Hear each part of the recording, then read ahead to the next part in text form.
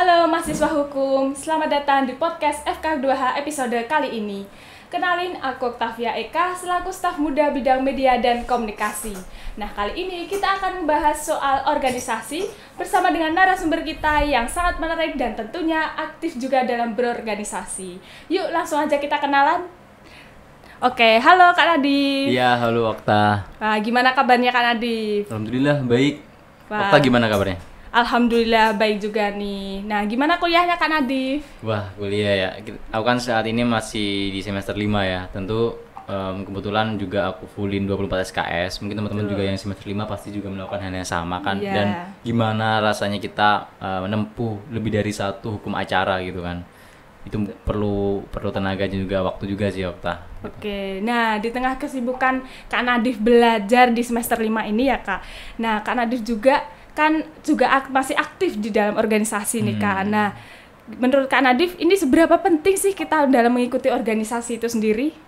Menurutku ya penting sih Okta. Karena apa? Karena pertama organisasi itu menawarkan berbagai macam hal gitu loh. Kayak improve diri gitu kan. Kemudian juga meningkatkan value diri. Itu kita bisa temukan di organisasi. Ya karena semuanya itu juga bergantung pada tujuan daripada organisasi itu kan. Kalau tujuan organisasi sama dengan tujuan kita, ikut ke sana, ya otomatis kita bisa dapat benefit-benefit tersebut gitu loh. Jadi menurut aku penting bagi mahasiswa, terlebih kita mahasiswa hukum gitu loh. Kita harus bisa memilah nih organisasi mana yang dapat menunjang karir kita sebagai seorang mahasiswa hukum atau orang yang nantinya bakal lulus di fakultas hukum gitu.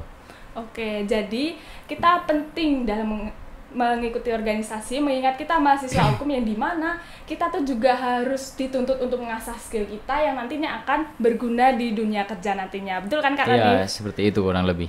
Nah, mengingat pentingnya kita mengikuti organisasi ya Kak, yang akan menunjang karir kita ke depannya. Nah, itu kan apakah organisasi ini masih sejalan dengan kebutuhan kita dalam memasuki dunia kerja nantinya? Seperti itu Kak Nadif. Jadi berbicara terkait dengan relevansi organisasi saat ini gitu dengan kebutuhan mahasiswa.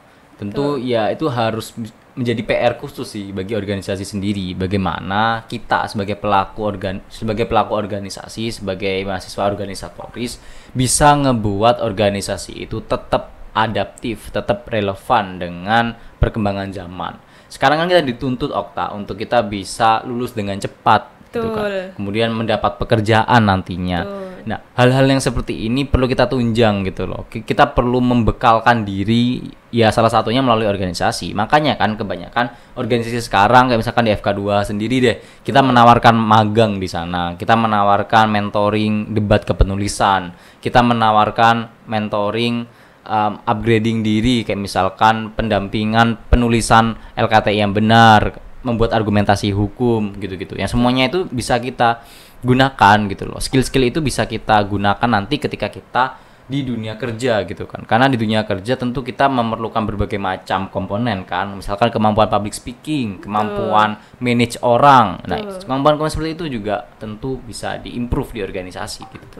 Nah, jadi benefit kita dalam mengikuti organisasi kemahasiswaan itu kita bisa melatih skill kita yang nantinya akan sangat berguna di dunia pekerjaan. Nah, seperti skill public speaking yang dimana mahasiswa hukum itu identik dengan pinter ngomong, seperti itu kan Kak Nadif ya? Iya, pinter mencari celah juga. Nah, betul.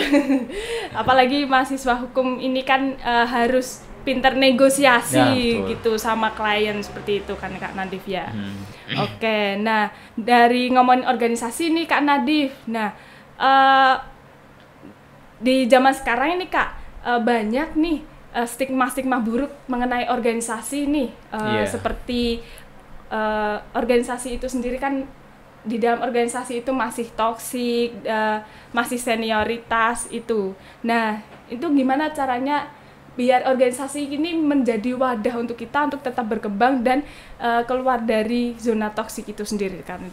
Sebenarnya ya itu semua tergantung dari culture yang dibangun oleh pengurusnya sih, oleh orang-orang yang ada di dalam organisasi itu gitu kan. Organisasi kan secara sederhana kan sekumpulan orang untuk menggapai satu tujuan gitu kan, lebih dari satu individu gitu kan di sana. Nah, bagaimana culture atau orang-orang tersebut itu bisa ngebentuk budaya yang baik, budaya yang nggak toksik gitu. Emang banyak sekali kok Kak stigma, terlebih kalau kita lihat di TikTok ya, yang FYP kadang kan ada orang ya katakanlah mahasiswa di kampus mana gitu, kemudian dia mengatakan gitu kan, memberikan pandangan dia lah kalau dia tuh pernah ikut di organisasi yang toksik, kayak misalkan nih toksik dalam artian rapat sampai subuh padahal harus kuliah jam 7 pagi, kemudian dimarah-marahin sama seniornya karena dia mengerjakan program kerja yang nggak benar misalkan, kemudian kayak sering banget ada senioritas di sana. Itu yang kadang membuat kita itu ngapain nih organisasi yang ada cuman capek hati doang, gak dapat apa-apa, gak berbenefit. Lebih baik aku ikut magang, lebih baik aku ikut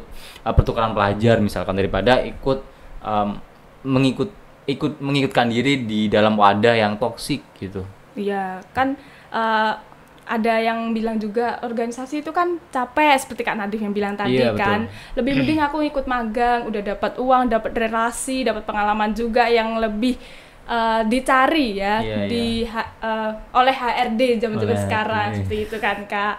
Hal itu bisa mengakibatkan organisasi di kampus ini menjadi sepi peminat ya Kak Nadif ya. Nah, betul. Itu tuh gimana Kak cara mengatasi hal tersebut? Apakah kita harus meningkatkan branding organisasi atau bagaimana Kak caranya? Ya tentu kita harus bisa adaptasi sih Kak Okta.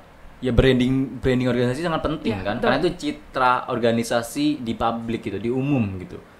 Tentu KDFK 2H kita kan di branding atau citranya kan sebagai organisasi yang menyumbang prestasi banyak di FH gitu kan. Berartinya menjadi organisasi yang akademis gitu kan. Tentu branding tersebut perlu kita tonjolkan. Kenapa? Karena pertama itu juga menjadi penentu bagi calon anggota atau mahasiswa pada umumnya untuk masuk ke dalam sana. Kayak misalkan saya ketika mau masuk FK 2H, tentu saya punya tujuan untuk menjadi mahasiswa yang aktif berprestasi gitu. Makanya saya ikut FK2H. Nah, dengan hal yang demikian itu biar selaras lah dengan apa yang menjadi kebutuhan dari mahasiswa itu. Jadi, ada yang suka main sepak bola, mungkin kita bisa masuk organisasi yang menawarkan upgrading skill terkait dengan sepak bola gitu kan. Kita pengen pinter nulis ya, kita bisa masuk ke dalam organisasi yang menawarkan hal itu gitu. Kayak misalkan di FK2H juga bisa gitu kan. Kemudian yang nggak lupa pentingnya adalah kita bisa meninggalkan kebudayaan yang sifatnya itu kuno. Kayak misalkan nih kebudayaan senioritas, kebudayaan yang emang ngebuat nggak cocok gitu loh bagi Gen Z gitu kan. Gen Z kan banyak yang kayak misalkan mental health gitu mengutamakan mental health gitu kan Kak. Lebih penting mental health daripada makan misalkan. Nah itu kan yang perlu kita kita jadikan itu sebagai suatu fakta yang perlu kita kemas. Jadi kita bisa adaptasi tuh organisasinya. Kayak contoh nih Kak Okta, di dalam FK2 kan ada FLC ya dulu. Dulu saya termasuk dalam penyelenggara dari FLC itu. Emang budaya-budaya toksik senioritas gitu-gitu tuh tak hilangkan waktu itu. Kenapa? Ya karena itu udah nggak relevan lagi gitu. Makanya kan kalau Kak Okta waktu itu ikut FLC kan kita lebih ke arah kegiatan yang fun gitu kan. Fun. Akademis ada, fun juga ada gitu loh. Gak ada seimbang gitu seimbang. Ya, gak ada yang kayak dimarah-marahin, dibilangin saya dulu itu bangun 1000 candi, dibohong-bohongin sama seniornya. Itu mungkin ya nggak relevan lah dengan mahasiswa sekarang, terlebih Gen Z gitu. Jadi kita masuk berorganisasi itu mengingat tujuan kita masuk ke situ tuh apa. Nah, dan jangan sampai kita tuh masuk organisasi karena ikut-ikutan temen, betul kan Kak? Oh iya, ikut-ikutan temen. Nah, gitu. Karena kalau kita ikut-ikutan temen itu menjadikan kita tuh kurang beradaptasi dalam organisasi tersebut. Nah, kalau kita niatkan dari dalam diri kita untuk masuk ke dalam organisasi tersebut, otomatis kita akan lebih bisa beradaptasi di lingkungan organisasi tersebut. Seperti itu kan Kak Nadif? Iya sih, kalau aku pandang itu seperti ini sih Kak Okta. Kadang kita ikut-ikutan dalam tanda kutip, ikut temen, ikut circle kita ke dalam satu organisasi, ada sisi positif, ada sisi negatifnya. Positifnya adalah ketika kita cocok dengan tujuan dan culture dari organisasi itu. Kan ada dua yang menentukan. Yang pertama tujuan organisasi, yang kedua adalah manusia yang ada di sana gitu. Kalau kita cocok ya kita survive, kita nggak bakalan pasif di organisasinya, kita bakalan aktif karena kita enjoy meskipun awalnya motifnya kita ikut organisasi karena temen gitu loh. Sementara yang menjadi masalah adalah ketika kita ikut-ikutan sama temen, lalu ternyata nggak sejalan nih tujuan organisasi sama tujuan kita, dan bahkan diperparah dengan manusia yang ada di organisasi itu tuh nggak cocok nih sama kita. Ya, Akhirnya apa? betul. Kita gagal beradaptasi. Lalu kita merasa bahwasanya organisasi ini nggak relevan, organisasi ini buruk, organisasi ini toksik. Kadang pemikiran-pemikiran itu juga muncul dari ketidakcocokan dari tujuan dan juga manusia yang ada di dalam organisasi itu gitu. Jadi penting banget ya untuk kita tuh memiliki skill beradaptasi di organisasi gitu ya Kak. Oke, jadi menurut Kak Nadif sendiri nih, apa sih tipe organisasi yang cocok untuk kita sebagai Gen Z nih Kak? Pertama adalah organisasi yang nggak menginterpretasikan kita sebagai budak proker gitu loh Kak Okta. Memang dalam organisasi proker menjadi nafas lah, menjadi helai nafas agar organisasi itu bisa berjalan gitu kan. Betul. Cuman jangan sampai kita beranggapan bahwasanya kita masuk organisasi, kita akan menjadi pekerja proker di sana, hanya sebatas penyelenggara proker. Sebenarnya tujuan organisasi lebih daripada itu Kak Okta. Kalau kita melihat dalam Undang-Undang Nomor 12 Tahun 2012 ya terkait dengan perguruan tinggi, organisasi mahasiswa itu ada sebagai penunjang karir kita dalam konteks kepemimpinan, intelektualitas, kepekaan terhadap kondisi sosial dan berbagai macam benefit-benefit lainnya yang bahkan menunjang kita. Betul. Setelah kita lulus gitu loh. Nah, hal-hal seperti itu yang perlu ditunjukkan di organisasi. Makanya kan kalau di FK2 sendiri itu banyak sekali program kerja. Ini sepengalamanku ya Kak Okta. Yeah. Banyak sekali program kerja yang menunjang hal itu, kayak contoh career development, kemudian kayak FGD terkait dengan isu-isu hukum gitu. Kemudian mentoring debat kepenulisan itu menjadi hal yang memang student need daripada mahasiswa itu sendiri. Plus ditambah lagi sekarang kita di FK2H ada program magang gitu kan. Nah, itu juga keperluan yang memang mahasiswa itu butuhkan gitu. Jadi kita nggak diperas saja nih keringat kita, tapi kita juga difasilitasi untuk bisa menunjang karir kita gitu. Oke, jadi kebutuhan organisasi sendiri itu harus seimbang ya Kak, antara akademik dan kita berorganisasi itu sendiri. Nah, di mana organisasi itu sendiri bisa meningkatkan skill kita yang nantinya akan diperlukan di dunia kerja nantinya, seperti itu ya Kak. Dan di organisasi itu sendiri juga bisa menjadikan wadah kita untuk berproses bersama-sama ya teman-teman, terutama dalam mengembangkan skill-skill kita tersebut, seperti itu ya Kak. Iya betul, sebagai wadah lah untuk kita berproses dan bertumbuh gitu Kak Okta. Oke. Thank you so much Kak Nadif udah menyediakan waktunya untuk ngobrol-ngobrol dengan kita pada hari ini ya Kak. Semoga apa yang kita diskusikan menjadi insight buat teman-teman semua. Oke. Sebelum penutupan kita jargon dulu nih Kak. Jargon bersama berkarya berprestasi tadi. Oke, ya. Tapi sebelum itu aku pengen tanya nih terkait dengan hubungan antara bersama berkarya berprestasi itu Kak Okta. Kalau menurut aku nih ya, bersama berkarya berprestasi itu filosofinya itu kalau berprestasi itu kan output daripada serangkaian proses itu kan.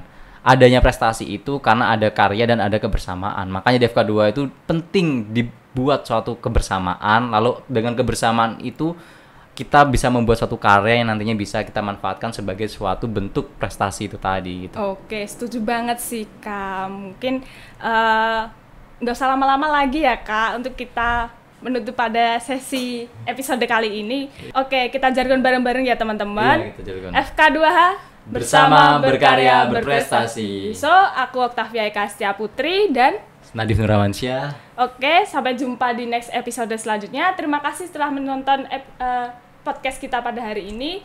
Dadah, sampai jumpa.